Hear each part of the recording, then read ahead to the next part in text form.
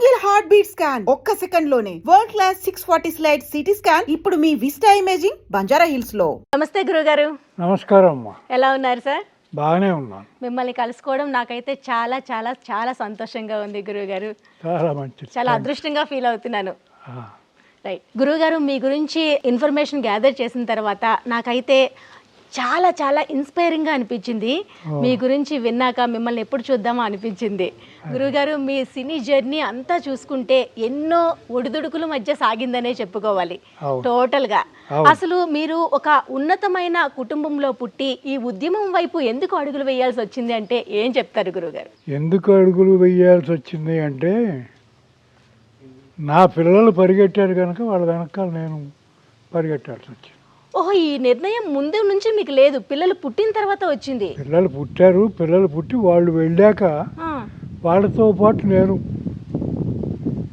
వెళ్ళాల్సి వచ్చింది. ఓకే, పిల్లలు ఎప్పుడు వెళ్ళారు గురువుగారు? ఎప్పుడు, ఏ టైంలో ఆ నిర్ణయం తీసుకున్నారు? వాళ్ళు పెరిగి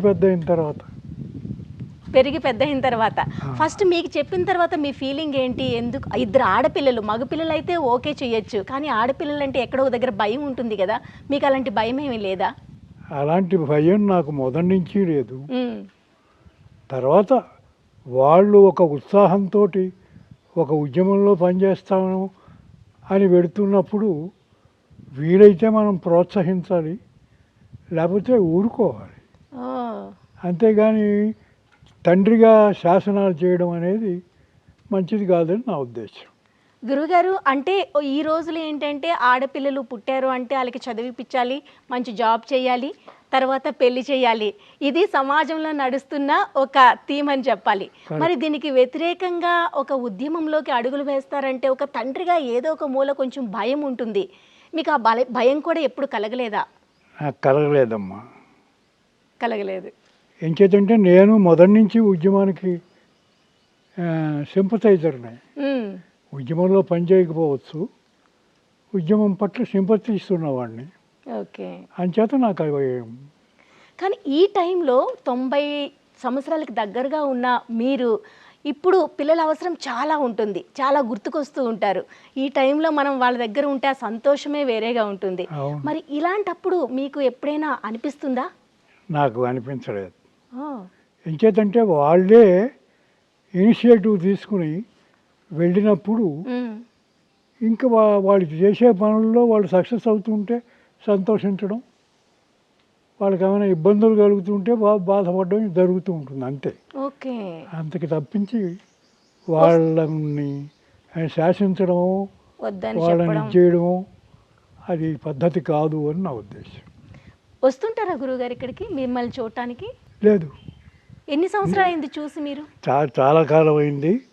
కొంచెం ఇంచుమించు నేను అబూజ్మట్ దాకా కూడా లోపలికి వెళ్ళి కూడా వాళ్ళని చూడలేకపోయాను. ఎంచేతంటే యుద్ధ పరిస్థితులు. ఆ యుద్ధ పరిస్థితుల్లో మనం వాళ్ళని చూడడానికి వెళ్ళడం, చూద్దాం అనుకోవడం, అది వాళ్ళకి అది ప్రమాదమే, మనకి ప్రమాదమే. ఒక 20 సంవత్సరాల గ్యాప్ వస్తుందా గురుగారు చూసి? 20 సంవత్సరాలు ఏం అసలు చాలా ఇంకా ఎక్కువ ఉంటుందా? అంటే ఈ టైంలో మీ పిల్లలు మీ దగ్గరకు వచ్చినా మీరు గుర్తుపట్టడం కొంచెం కష్టమేమో? గుర్తుపట్టగలను. అదే గుర్తుపడతారా? గ్రేట్ గురుగారు. ఇంకేదంటే వాళ్ళ లిటరేచర్ నా దగ్గర ఉంది, వాళ్ళు రాసినటువంటి కవిత్వం నా దగ్గర ఉంది. ఇవన్నీ వాళ్ళతోటి టచ్లో ఉన్నాను, అంతేగాని దూరంగా ఉన్నానని టచ్లో లేకపోవడం అనేది లేదు. ఫోన్లో మాట్లాడుతూ ఉంటారు? ఫోన్లో కాదు, అవి అటువంటి ఉండవు. అంటే వాళ్ళు రాసిన పుస్తకాలు ఒక కాపీ నా దగ్గర ఉంటుంది, ఇప్పటికీ నా పక్కన ఉంటాయి ఇప్పటికీ కూడా. ఓకే, అది మీరు చిన్నప్పటి నుంచి కూడా పుస్తకాలు చదవడంలో ఎక్కువ ఆసక్తి చూపించేవారు. అవునండి. మరి దీన్నే వృత్తిగా తీసుకొని ఒక స్టాండర్డ్గా ఒక మంచి జాబ్లో స్థిరపడి ఉండుంటే నా లైఫ్ ఇలా ఉండేది కాదేమో అనిపించిందా ఎప్పుడైనా? ఎప్పుడు అనిపించలేదు.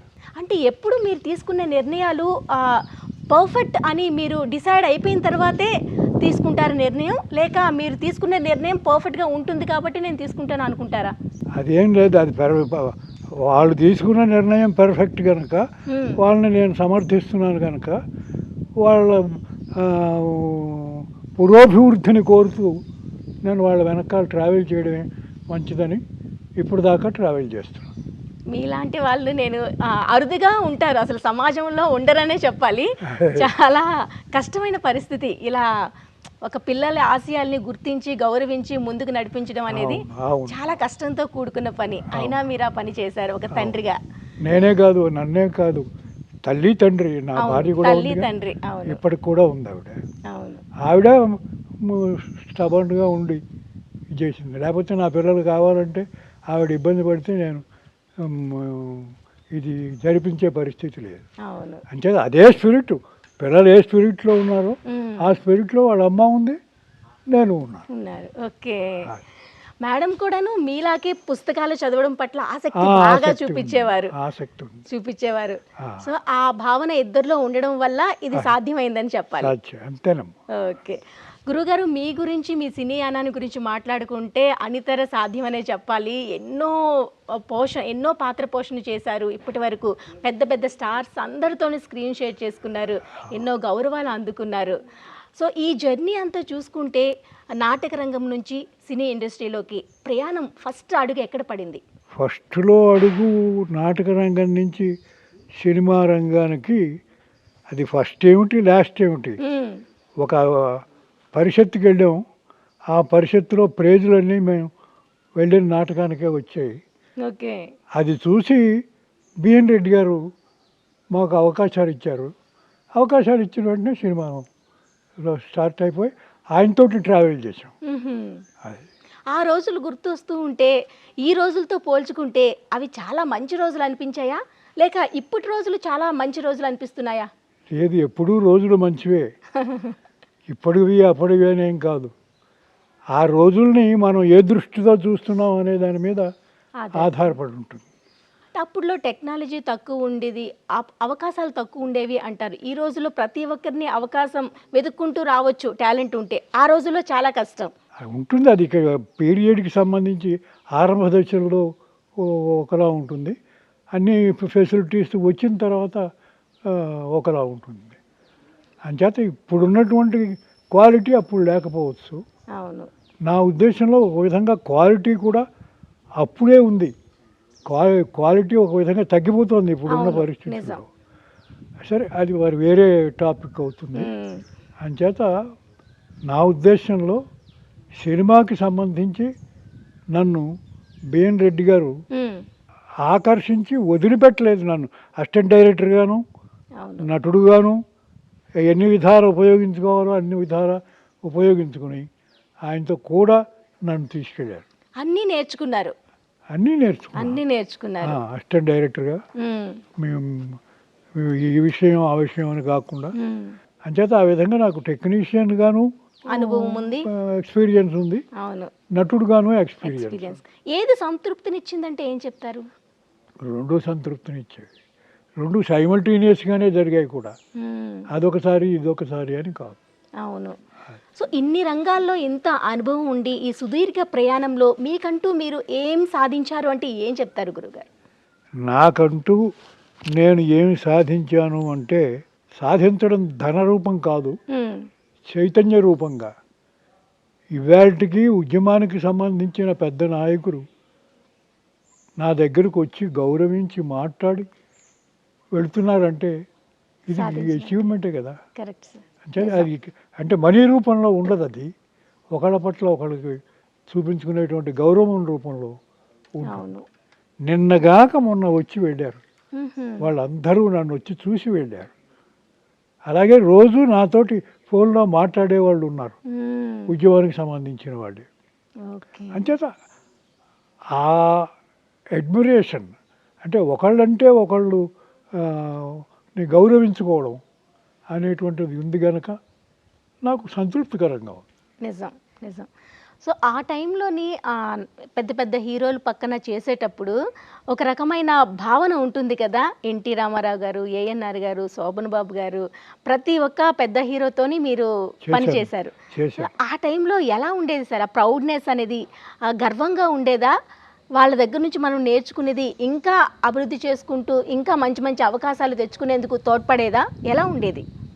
లేదు, వాళ్ళే మనకి దోహదం చేసేవాళ్ళు. ఓ ఆ దోహదంతో వాళ్ళని అర్థం చేసుకుని వాళ్ళ వెనకాల మనం ట్రావెల్ చేస్తాం. అది నడిచేవాళ్ళు. నాగేశ్వరరావు గారు కావచ్చు, ఆ, రామారావు గారు కావచ్చు, ఇంకా డైరెక్టర్స్ ఎవరైనా కావచ్చు. ఓకే. రాజబాబు గారు మీరు రాజబాబు నేను ఒక Roommates. విధంగా చెప్పాలంటే ఒకే ఒక జీవితం, ఒకే ఒక గురువు దగ్గర పనిచేస్తుంది. మ్మ్. వాడు కామెడీ సైడ్ వాడు ఉన్నాడు, అవును. నాకు కామెడీ మొదటి నుంచి అలవాట్లేదు. వాడు ఆ కామెడీలో వాడు నెగ్గుకుంటూ వచ్చాడు. అవును. కానీ ఆ తోవలో వెళ్ళాలని మీకు ఎప్పుడు అనిపించలేదు? నాకు ఇలా అనిపించలేదంటే 3 నేను సంవత్సరాలు. కమెడియన్ కాదు కదా అవును, వచ్చిన గడవ. కరెక్ట్. ఓకే, నేను సీరియస్ మనిషిని, అవును. కానీ 6 కానీ నెలలు నేను కామెడీ రోల్స్ చేశాను. అది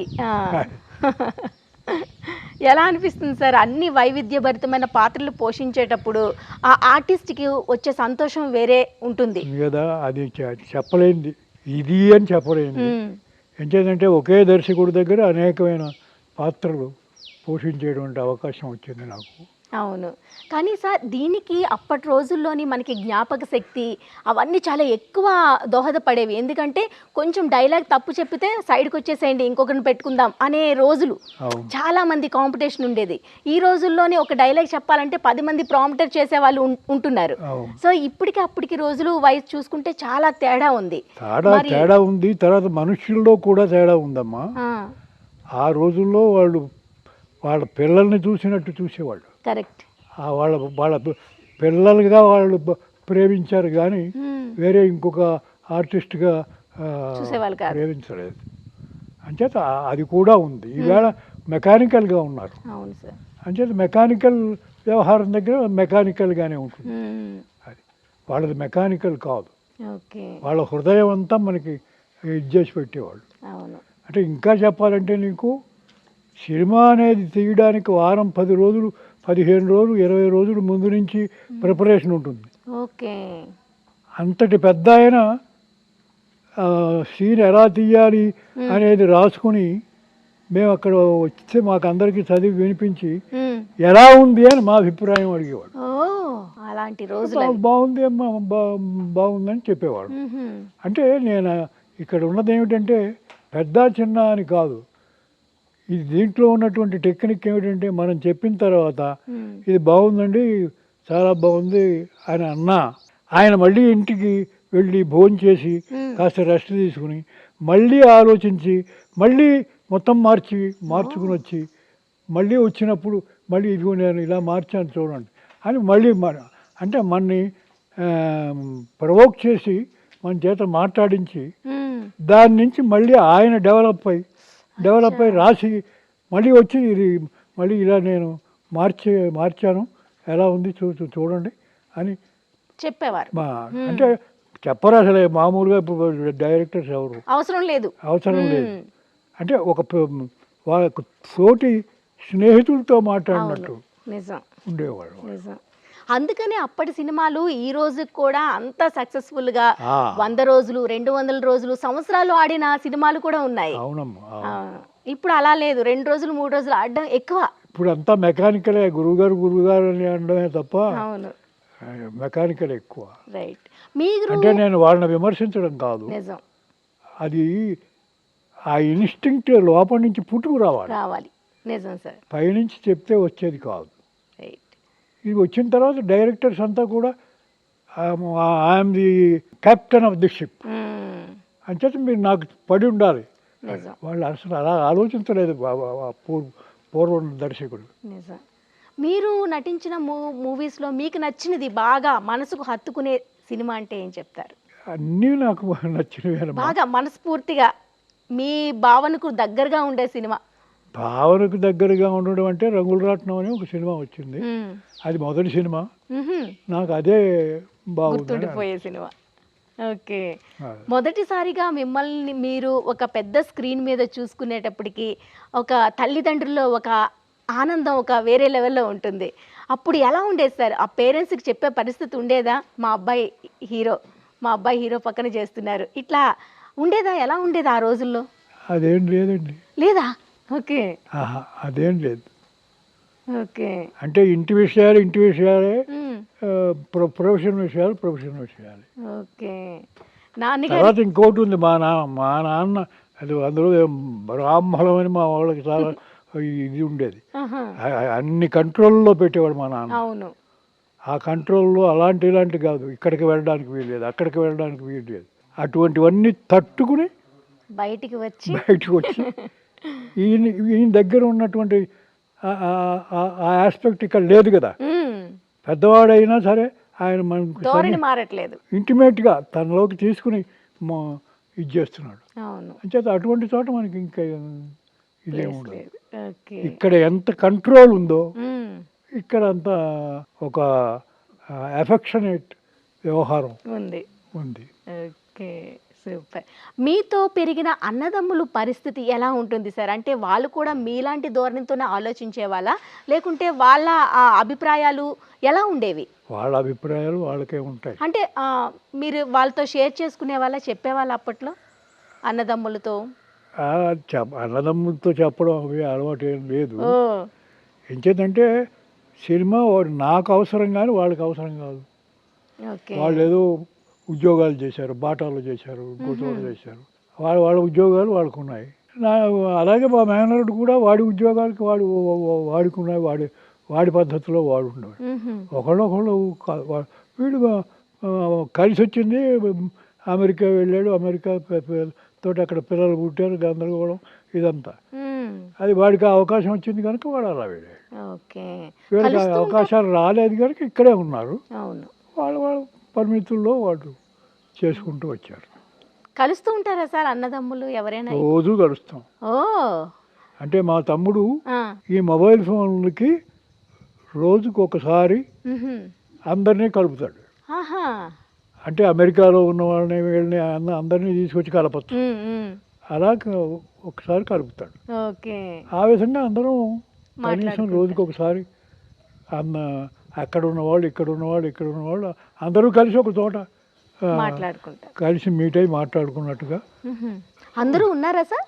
ఉన్నారు, బ్రదర్స్ అంతా అందరూ ఉన్నారు. ఓకే, చాలా సంతోషం.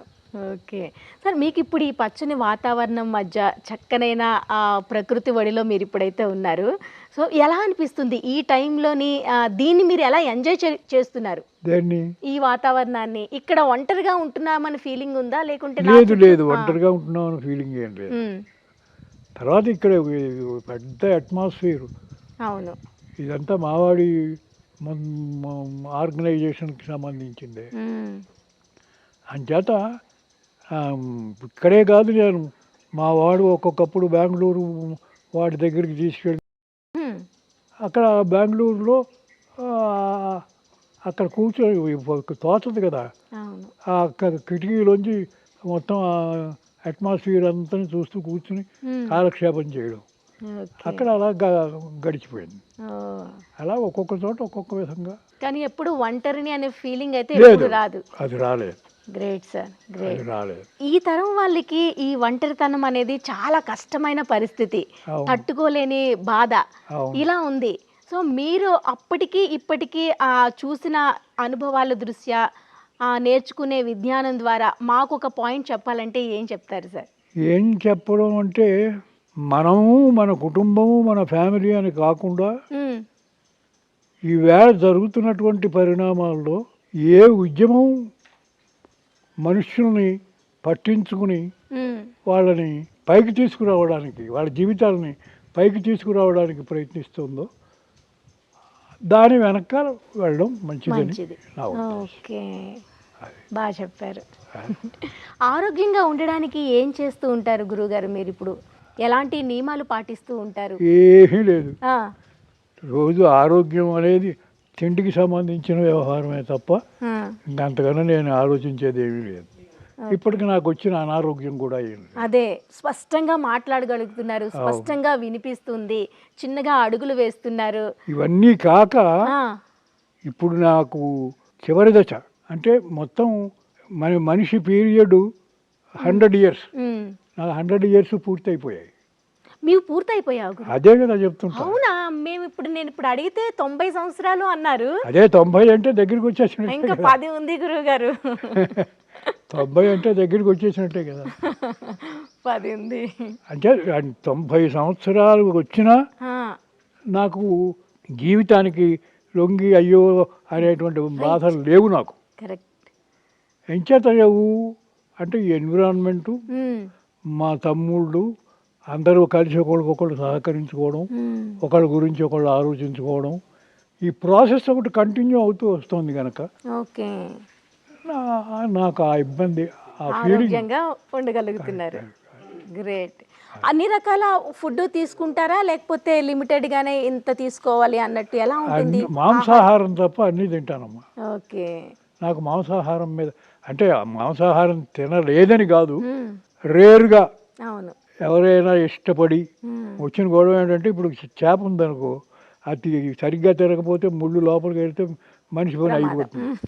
అంచేత అవి నాకు అలా వాటిని తీసి ఒలిచి పెడితే మాంసాహారం కూడా తినడం నాకు ఇష్టమే. ఓకే. అది గురువుగారు, పుస్తకాలు నుంచి నేర్చుకున్న నాలెడ్జ్ కంటే అనుభవంతో నేర్చుకున్న పాఠాలకు చాలా విలువ ఉంటుంది. మీ దగ్గర నుంచి మేమైతే ఎంతో నేర్చుకోవాలి. అది ఎంత నేర్చుకున్నా ఇంకా తక్కువే. ఈ ఎపిసోడ్లో మ్యాక్సిమం మాకు వీలైనంత ఇన్ఫర్మేషన్ని తెలుసుకోవడానికి ప్రయత్నిస్తున్నాము. మరి తప్పకుండా మీరు అడిగిన దానికల్లా నేను సమాధానం చెప్తాను. మరి అదే చెప్తున్నాను, మీ అనుభవం ద్వారా మాకు ఈ జనరేషన్కి ఇవ్వాల్సిన ఒక ఏదైనా ఒక సూచన అంటే ఏమిస్తారు? నేను సూచన అంటే నేనేమి అలా చెప్పడం కష్టం కూడా. ఎలా ఉండాలంటారు? 3 జనరేషన్ని చూశారు మీరు. అవును. ఈ జనరేషన్లో ఇలా ఉంటే మంచిది, ఇలా ఉంటే నడుస్తుంది, ఇలా ఉండకూడదు, అదేది శాసించి చెప్పకూడదమ్మా. ఎవరికి వాడు తెలుసుకోవాలి. గురుగారు మీరు గమనించారు కదా, అప్పటికి మీరు 1935లో పుట్టినప్పుడు ఆ టైంలోనే కదా గురుగారు? 1937లో ఉండే తీరు ఇప్పుడుకి చాలా చాలా చాలా చాలా మార్పులు వచ్చేసాయి. ఆడవాళ్ళు బయటకు వచ్చే పరిస్థితి లేదు అప్పట్లో. అమ్మగారిని మీరు గమనించినట్లయితే ఇట్లా అంతా ఇంట్లోనే ఉండాలి, బయటికి కనిపించకూడదు, ముసుగు వేసుకునే వెళ్ళాలి, శాసనాలు అన్నీ ఉండేవి, చాలా కట్టుబాట్లు ఉండేవి. అది తర్వాత మీ వైఫ్ దగ్గరికి వచ్చేసరికి కొంచెం మారింది. కొంచెం మీతో పాటు సమానత్వం అంత రాకపోయినా ఎంతో కొంత పుస్తకాలు చదవడం వరకైనా వచ్చింది అది. తర్వాత మీ పిల్లల వరకు వచ్చేసరికి అది పూర్తిగా మారిపోయిందని చెప్పాలి. సో ఈ చేంజెస్ని మీరు చూసారు కాబట్టి ఈ జనరేషన్కి ఎలా ఉంటే మంచిదంటారు?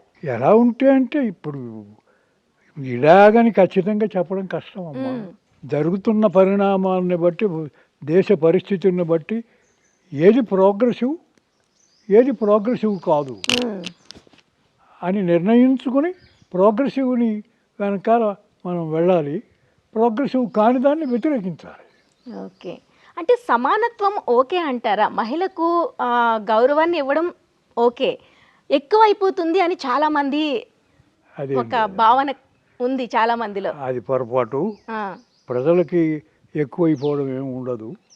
వాళ్ళంతటా వాళ్ళకి ప్రవోకై పుట్టాలి కానీ ఇలా ఉండాలి అని ఎవరు శాసించకూడదు, శాసించలేము. ఓకే. గురుగారు మీ దినచర్య ఎలా ఉంటుంది? మార్నింగ్ లేచిన దగ్గర నుంచి నైట్ పడుకునే వరకు ఇప్పటికీ పుస్తకాలు చదువుతూ ఉంటారా? నేను ఇప్పటికీ చదువుతాను. అవునా? నా తల కింద బోర్డు. అవును రూమ్ మొత్తం చూసాము, అన్ని పుస్తకాలతో నిండిపోయింది. ఇప్పటికీ ఉన్నాయి. ఎలాంటి పుస్తకాలు చదువుతూ ఉంటారు ఇప్పుడు? ఎలాంటి ఉద్యమానికి సంబంధించి? దానికి సంబంధించిందే. ఇప్పుడు నేను మీరు వచ్చే ముందే 2 రోజులు 3 రోజుల ముందు వాళ్ళంతా వచ్చి నన్ను చూసి వెళ్ళారు. వాళ్ళు ఆ పుస్తకాలు ఇచ్చారు. ఇప్పుడు కొత్తగా వచ్చిన పుస్తకాలు నేను అడిగాను వాళ్ళని, ఈ పుస్తకాలు అన్నీ నాకు కావాలి, నాకు మీరు చేయాలండి అంటే గుర్తుపెట్టుకుని వాళ్ళు ఆ పుస్తకాలు తీసుకొచ్చి ఇచ్చారు. అవన్నీ చోట పెట్టుకున్నాను నేను. స్పష్టంగా చూడగలుగుతారు, హ్యాపీగా చదవగలుగుతారు. ఎంత టైం వరకైనా ఎంత టైం చదువుతూ ఉంటారు గురుగారు రోజులో? అది నేను అలా చెప్పలేను. నాకు ఎంతసేపు ఆనందంగా చదువుకోవాలని అనిపిస్తే అంతసేపు చదువుకుంటా. స్ట్రెయిన్ అవుతున్నాను అంటే ఆపేస్తాను, ఆపేసి కళ్ళు మూసుకు పడుకుంటారు. ఓకే గురువుగారు, నాకు ఒక చిన్న సందేహం ఉంది. ఈ టైంలోని నలుగురితో మాట్లాడుకుంటే వచ్చే ఆనందం వేరు అంటారు. నలుగురు కలిసి మాట్లాడాలి, రోజంతా మనతో పాటు ఒక వ్యక్తి ఒక వ్యక్తి 10 మంది వ్యక్తులు ఉంటే కనుక వాళ్ళతో మన మనసులో ఉండే బాధ కానీ సంతోషాన్ని కానీ పంచుకుంటే ఇంకా హ్యాపీగా ఉండగలుగుతాం అంటారు. అవును. ఇది నిజమేనా లేక కరెక్టే కరెక్టే. నిజమే. మరి పుస్తకాలతోనే మీరు ఎక్కువగా గడుపుతుంటారు. మనుషులు లేరు కనుక అదే అంటున్నాను. ఆ భావన మాత్రం ఎప్పుడు కలగలేదు. ఆ భావన ఎప్పుడు కలగలేదు. మనుషులు ఉంటే మనుషులే. ఆ, ఓకే. చేదంటే అది లైవ్ లైవ్ కాంటాక్ట్. అది అవును, పుస్తకాలు లైవ్ కాంటాక్ట్ కాదు, కరెక్ట్. మెంటల్. మ్మ్. అది ఓకే. మీకు ఎప్పుడైనా పుస్తకం రాయాలి రాయాలి అనిపించిందా ఎప్పుడైనా? ప్రస్తుతం గురించేనా? అంటే నాకు వచ్చిన గొడవ ఏంటంటే రాయడం అనేది నాకు చాలా కష్టతరమైనటువంటి విషయం. ఎంతో ఆలోచిస్తేనే కానీ రాయలేను. చదవడం అంటే అనర్గళంగా చదివేస్తారు. చదివేస్తాను. ఓకే. ఇక రాయక తప్పని పరిస్థితి వస్తూ ఉంటుంది. మ్మ్. అప్పుడు మాత్రం ఉదాహరణకి మొన్న వచ్చినప్పుడు మ్మ్. వాళ్ళు మాట్లాడుతుంటేనే వాళ్ళు చెప్పే విషయాలు నేను నోట్ చేసుకుని మ్మ్. మీరు చెప్పిన విషయాల్లో ఇప్పుడు ఇంతవరకు నేను నోట్ చేసుకున్నాను. ఇక మిగిలినవి మీరు ఇచ్చే పుస్తకాలు చదివిన తర్వాత అది ఇది కలిపి మ్మ్. నా ఫీలింగ్ ఏమిటి, నా ఉద్దేశం ఏమిటి అనేది మీకు నోట్ చేసుకుని చెప్తాను అని చెప్పాను. గురువుగారు, ఇంత నాలెడ్జ్ని మైండ్లో పెట్టుకొని ఇన్ని సంవత్సరాలు వచ్చిన మతిమరుపు అనేది లేకుండా దాన్ని గుర్తు పెట్టుకోగలుగుతున్నారంటే దానికి కారణం ఏంటి? కారణం ఏమి లేదు, కాంటాక్ట్ ఖచ్చితంగా పుస్తకాలతోటి మనుషులతోటి కాంటాక్ట్ ఉండబట్టే. ఓకే. లేకపోతే వదిలేస్తే మనకి అది దాని ఇష్టం వచ్చినట్టు పరిగెడుతుంది. అది అందులో బ్రెయిన్ అనేది దాని మనోవేగం. అవును. ఆ మనోవేగంతో ఎక్కడికో ఊరికే అర్థం లేని ఆలోచనలతోటి వెళ్ళిపోతుంది. ఆ అర్థం లేని ఆలోచనలకి తావి ఇవ్వకపోవడమే మంచి మనుషులు చేయగలిగిన పని. సూపర్ సార్, చాలా బాగా చెప్పారు. బయట ప్రపంచం దీనికి భిన్నంగా ఉంది. అది అందుకనే చాలా మతిమరుపు 60 నుంచే స్టార్ట్ అవుతుంది. అవును. చాలా చాలా చాలా సమస్యలు కూడా బయట పీడిస్తున్నాయి. మనిషి మోకాల నొప్పులు, పొట్ట నొప్పులు, తింటే అరగకపోవడం, జీర్ణం అవ్వకపోవడం, అన్ని చాలా సమస్యలతో సఫర్ అవుతున్నారు. దాని అన్నిటికీ ఒకటే సొల్యూషన్ అంటే మీరు చెప్తారు, బ్రెయిన్ ని ఎప్పుడు కూడాను ఆలోచన పరంగా యాక్టివ్గా ఉంచాలి. ఓకే. ముత్యాల ముగ్గులోని మీ మొదటి సినిమా మీకు ఇష్టమైన సినిమా అని చెప్పారు. దాంట్లో బాపు గారి పాత్ర మీకు ఎంత బాగా అనిపించింది? అంటే బాపు గారితో ఉన్న మీకు అనుబంధం ఏంటి? నాకు బాపు గారితో చాలా సన్నిహితమైనటువంటి, ఒక బాపు గారే కాదు, బాపు రమణ ఇద్దరు కూడా చాలా సన్నిహితం. వాళ్ళ సినిమాలు అన్ని సినిమాల్లోనూ చేశాను. ఎన్ని ఉంటాయి గురువుగారు? ఎన్ని చేస్తుంటారు? అన్నీ వాళ్ళవే. నేను పనిచేసినవన్నీ వాళ్ళ సినిమాలే. ఓకే. కానీ మీరు ఎవరితోని అంత అంటే సినిమా అవకాశం కావాలని అడిగేవాళ్ళు కాదు. అడిగేవాళ్ళు కాకపోయినా మీకు ఆ రోజుల్లో బిజీగానే ఉండేవాళ్ళు. అదే వాళ్ళంతటా వాళ్ళే ఇచ్చారు. ముఖ్యంగా అదే బాపు గారి సినిమాలే ఎక్కువ. అంచేత ఆయన అంతటా ఆయనే పిలిచి వచ్చి సరదాగా పాత్రలో ప్రవేశించండి అంటే మనం మంగళాడి పాత్ర అయితే మంగళాడి పాత్ర ఇంకోటి చేస్తాం. అలాగా ఎన్నో సినిమాలు వాళ్ళవే ఎక్కువ ఉన్నాయి. అసలు డైలాగులు గుర్తున్నాయా గురువు గారు మీకు? ఏదైనా ఒక డైలాగ్ గుర్తులేవు అప్పట్లో? ఓకే, కష్టం. ఓకే. రావు గోపాలరావు గారితో ఉన్న అనుబంధం? ఇదే రావు గోపాలరావు గారితో ఉన్న అనుబంధమే ఈ అనుబంధం అంతా. ఆయన నటుడుగా, అవును, నేను నటుడే, ఆయన నటుడే. ఆయన సీనియర్ నటుడు, నేను ఫాలోయర్. ఓకే. ఓకే. తర్వాత మేము నాటకాలు, సినిమాలే కాదు నాటకాలు వేసాను నేను, గోపాలరావు, ఇప్పుడు కె వెంకటేశ్వరరావు గారు, వీళ్ళందరితోటి నేను నాటకాలు కూడా వేశాను. ఓకే. నాటకానికి సినిమాకి గల తేడా అంటే ఏం చెప్తారు గురుగారు? ఏముంటుంది తేడా? ఏముంటుందంటే నాటకం డెలిబరేట్గా ఉంటుంది, సినిమా పరోక్షంగా ఉంటుంది. ఓకే.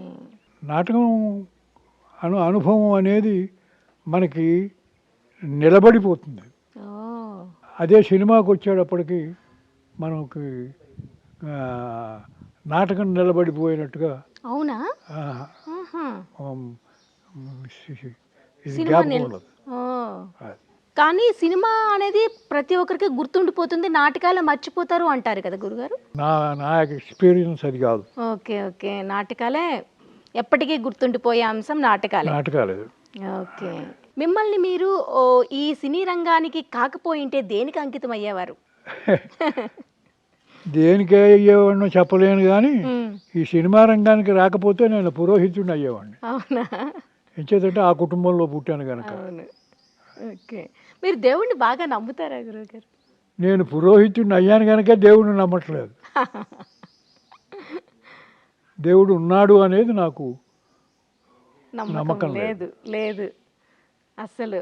ఇప్పటి వరకు మిమ్మల్ని నడిపించింది అంటే అది మీ స్వయం కృషి అంటారా? ఎక్కడ కూడా దైవ లీల, దైవ ఆజ్ఞ అన్నట్టు మీరు అనుకోవట్లేదా? నేను అనుకోవట్లేదు.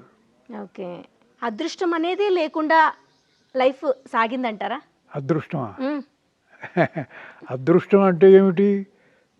అదృష్టము కంటికి కనిపించకుండా జరిగేది అని, అంతేగాని అంతకన్నా అదృష్టం ఏమీ లేదు. చేత అదృష్టం అంటే మనకు తెలియకుండా కొన్ని కలిసి వస్తూ ఉంటాయి. ఆ కలిసి వచ్చినవే అదృష్టం అని అనుకుంటూ ఉంటాం, అంతేగాని అదృష్టం అనేది వేరే ఏమీ లేదు. మీ లైఫ్లో జరిగిన సంఘటనల్లో మీకు దేవుడిపై నమ్మకం లేదు కాబట్టి మీకు ఏదైనా కలిసి వచ్చిన అంశం అంటే ఏం చెప్తారు? ఏదైనా వీళ్ళ త్రూ నాకు కలిసి వచ్చింది అంటే, వైఫ్ కావచ్చు, పిల్లలు కావచ్చు, ఇట్లా. అది కలిసి వచ్చిన అంశం అంటే కలిసి వచ్చిన అంశమే, ఇంకో ప్రత్యేకం ఇంకా మీకు మనస్ఫూర్తిగా అనిపించాలి.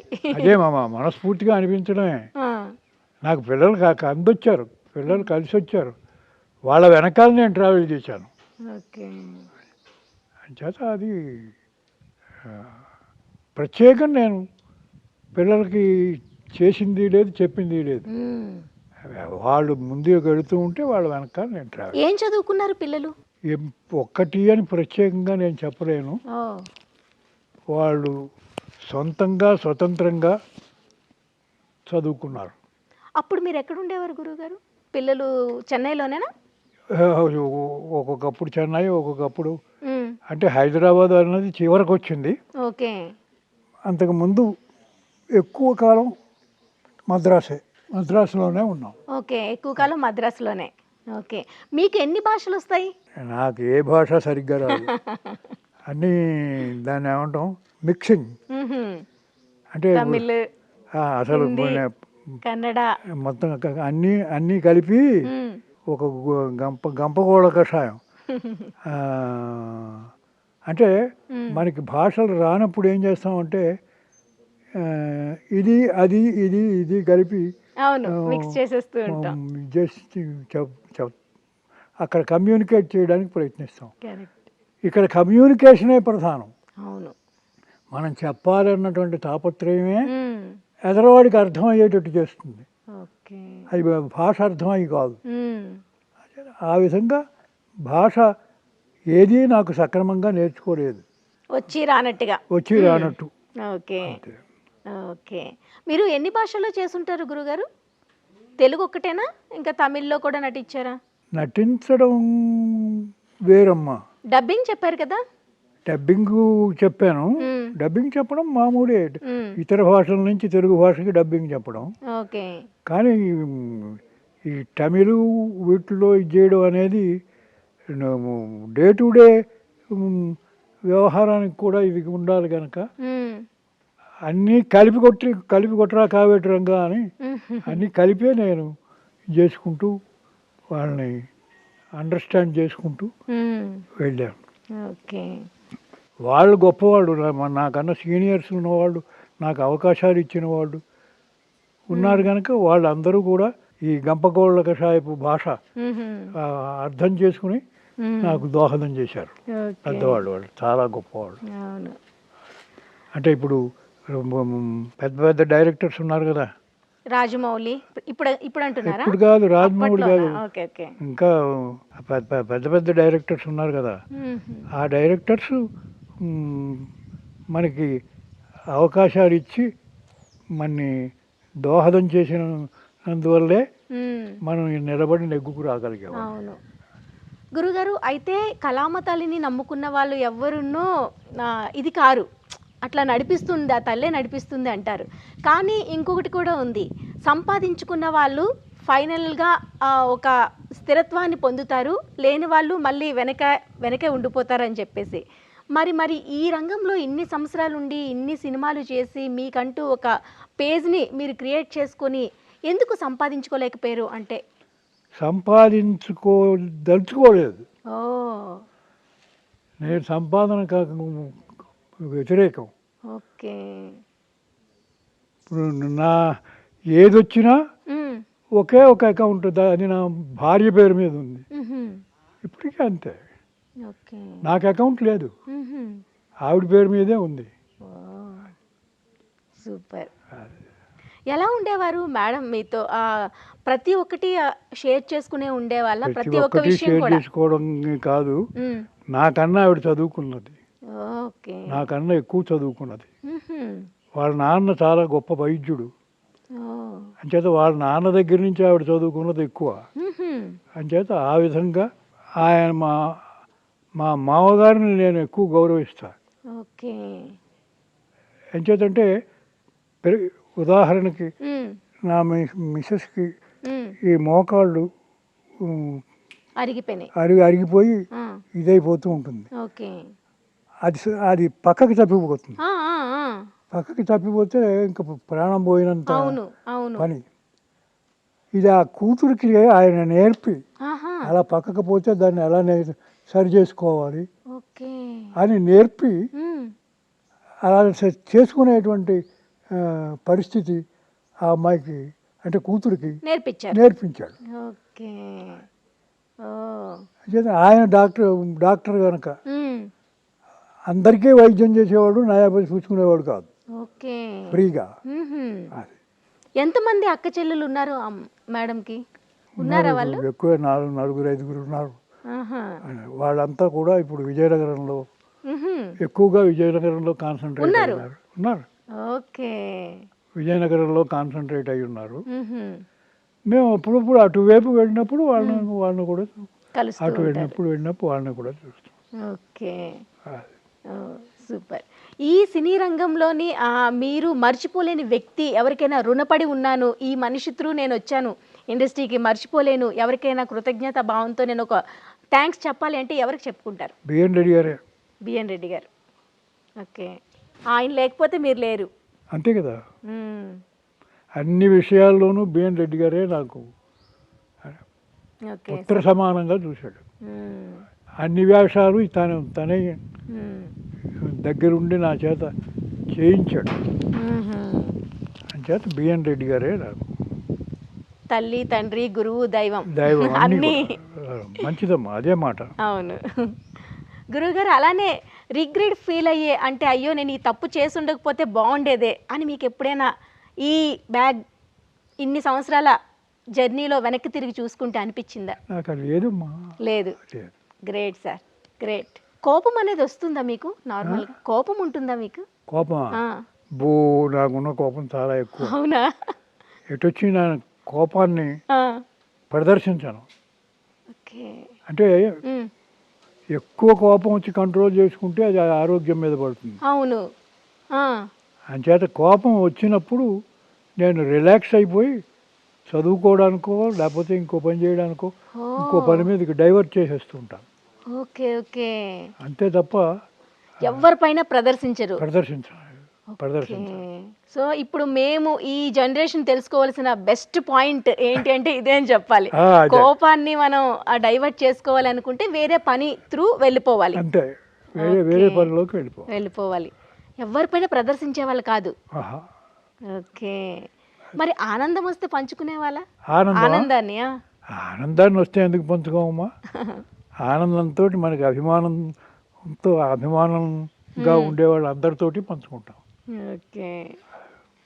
సినిమా ఇండస్ట్రీ మీకు ఏమిచ్చింది అంటే ఏం చెప్తారు? సినిమా ఇండస్ట్రీ నాకు ఏమిచ్చింది అంటే మనుషులను అర్థం చేసుకోవడం ఇచ్చింది. అంతకుముందు నాకు మనుషులను అర్థం చేసుకునే శక్తి లేదు. సినిమా ఇండస్ట్రీలో వచ్చిన తర్వాతే అవగాహన వచ్చింది. అది అనుభవపూర్వకంగా వస్తుంది కాబట్టి. అనుభవపూర్వకంగా అనండి, వాళ్ళు మనకి ఇచ్చిన అవకాశాలతోటి మన పట్ల వాళ్ళు చూపించిన అభిమానం కూడా మ్మ్. దాని వెనక ఉంటుందని నేను ఓకే. లేకపోతే అందరికీ మొత్తం ఏడాది పొడుగునా అందరికీ సినిమాలు ఉండాలి అంటే చూడాలని లేదు కదా. అవును. నేను ఏడాది తీస్తాను సినిమా, మ్మ్. వీడు ఆ ఏడాది పొడుగునా ఎలా ఉంటాడు, ఎలా బతుకుతాడు అని ఆలోచించి ఆయన చూసేవాడు. అంచేతే ఎక్కువ క్యారెక్టర్స్ ఇచ్చి ఆ డబ్బులు ఏదో రూపంలో మనకి వచ్చేలా చేసేవారు. ఇచ్చేవాడు. ఓకే. అంచేత అంటే వాళ్ళ కన్నతల్లి మనసు, అవును. బిఎన్ రెడ్డి గారిది మ్మ్. కన్నతల్లి మనసు. మ్మ్. అంటే మీకు ఒకలా చెబితే మీకు అర్థమవుతుంది. మ్మ్. ఆయన సినిమాలో అది ఎస్వి రంగారావు రౌడీ వేషం వేశాడు. మ్మ్. దాంట్లో ఒక ఆడపిల్ల బురదలో ఆడుకుంటుంది. మ్మ్. ఆ బురదలో ఆడుకోవాల్సి వచ్చేటప్పటికి దానికి ఎలర్జీ వచ్చింది. మ్మ్. ఆ బురదలో నేను దిగి ఆడుకోనుంది. ఏం చేయాలో తోచలేదు. మ్మ్. వెంటనే మ్మ్. బజారుకి మనిషిని పంపించి మంచి గంధం పొడి ప్యాకెట్స్ని తీసుకొచ్చి దానికి మట్టి రంగు వచ్చేటట్టుగా కలిపి ఆ మట్టి రంగు వచ్చిన తర్వాత అది వాసన ఇప్పుడు సుగంధ వాసన వస్తుంది కదా, అవును. ఆ వాసన దానికి చూపించి ఇప్పుడు దిగి పని చేస్తావా అంటే అప్పుడు దిగి పని చేస్తాను చెప్పి. అంటే ఆర్టిస్ట్ విషయంలో ఎంత అంటే ఆర్టిస్టు ఫేస్ ముఖం మీద అవును తెర మీద కనిపిస్తుంది. కరెక్ట్. వాడు డిస్టర్బ్ అయింది అంటే పిల్లగాని పెద్దవాళ్ళు కానీ డిస్టర్బ్ అయ్యారు అంటే మొత్తం ఆవేళ మొత్తం షూటింగ్ అంతా దెబ్బతిన్నట్టే లెక్క. అంచేత వాళ్ళు డిస్టర్బ్ అవ్వకుండా ఉండడానికి ఇలాంటివన్నీ చేసేవాడు. ఖర్చు అయినా సరే మంచి గంధపు రంగు గల మట్టి తీసుకొచ్చి దానికి పూసి ఇప్పుడు చేస్తావా అంటే చేస్తాను. ఆ విధంగా దాని చేత చేయించుకున్నాను. బంగారు పాపలో చాలా అంత ఓపికగా చేయించుకునే వాళ్ళు కూడాను. అదే నేను అనేది, ఆ ఓపికే ఉండాలి డైరెక్టర్. అవును. కసిరేస్తారు కొంతమంది డైరెక్టర్స్, కసిరేస్తే వాళ్ళు బ్యాఫిల్ అయిపోతారు. మళ్ళీ మనకు అనుకూలంగా రారు. మరి మీకు ఇష్టమైన దర్శక నిర్మాతలు ఉన్నారా? బిఎన్ రెడ్డి కాకుండా మీకు ఇష్టమైన దర్శక నిర్మాతలు బిఎన్ రెడ్డి గారు కాకుండా? అయ్యో ఉన్నారు, ఎందుకు లేరు, చాలా మంది ఉన్నారు. ఎవరు అంటే ఎల్వి ప్రసాద్ గారు, వీళ్ళంతా కూడా చాలా పెద్ద పెద్ద డైరెక్టర్స్. వాళ్ళందరూ వాళ్ళందరూ అంటే నాకు అభిమానమే. ఓకే, గ్రేట్ గురువు గారు. మీరిచ్చే ఈ అమూల్యమైన ఇన్ఫర్మేషన్ మాకు నిజంగా చాలా చాలా చాలా హ్యాపీనిచ్చింది. ఎందుకంటే మీ దగ్గర నుంచి మేము నేర్చుకున్నది చాలా విషయాలు ఉంటాయి, కానీ ఈ ఒక ఎపిసోడ్లో అంతా మీ లైఫ్ జర్నీ అంతా ఒక రోజులో తెలుసుకోవడం కష్టం. కాకపోతే చిన్నగా తెలుసుకునేందుకు ప్రయత్నించాం. మీ లైఫ్లో జరిగిన ఈ ఎక్స్పీరియన్స్ బట్టి నాకైతే అర్థమైంది ఏంటంటే, ఓపికగా సహనంగా ముందుకు అడుగులు వేసుకుంటూ వెళ్తే ఏదో ఒక రోజు సక్సెస్ అనేది డెఫినెట్గా సాధ్యపడుతుంది. అదే కరెక్ట్. కరెక్ట్. అంతేకాకుండా దైవం తర్వాత సపోర్ట్ చేస్తుంది, మనమంటూ స్వయం కృషిగా ఒక అడుగు ముందుకు వేయాలి తప్పకుండా. ఈ రెండు ఉంటే కనుక ఆటోమేటిక్గా గెలుపు సాధ్యం అవుతుంది. Okay, thank you so much గురువు గారు. మీకు ఎంత ఓపికగా మేము అడిగే ప్రశ్నలకు అన్నిటికీ సమాధానం చెప్పి మీ అమూల్యమైన సమయాన్ని మాతో కేటాయించి ఇన్ని విశేషాలు షేర్ చేసుకున్నందుకు చాలా సంతోషంగా ఉంది. ధన్యవాదాలు గురువు గారు. అలాగే మీకు కూడా కృతజ్ఞతలు.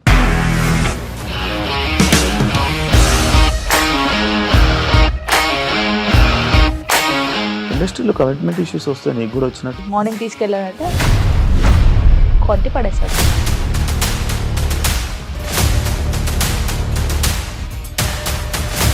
ఒక్కళ్ళు కూడా చూడలేదు ఈ సినిమా అని చెప్పడానికి కూడా చాలా ధైర్యం కావాలి. అది నిజం కదా, దాంట్లో ధైర్యం ఏంటి? ఇది నెక్స్ట్ డే ప్లేట్ మార్చేస్తే తప్పు కదా. As of now we are comfortable this అని నేను అనుకుంటున్నాను. రష్మిక గారిది మీది ఒకే ఊరంట కదా? నీకు కోపం వచ్చిందంటే బాగా తిట్టేత్తరా? తిట్టేద్దామండి. నిజంగా గేమ్ ని ఎలా చేంజ్ చేయగలిగారు? ఏపీఎస్ఎఫ్సి వాళ్ళకి 6 నెలల్లో నేను 6 లక్షలు కట్టా. బిజినెస్ చేయాలనుకుంటే it is as difficult as riding a tiger.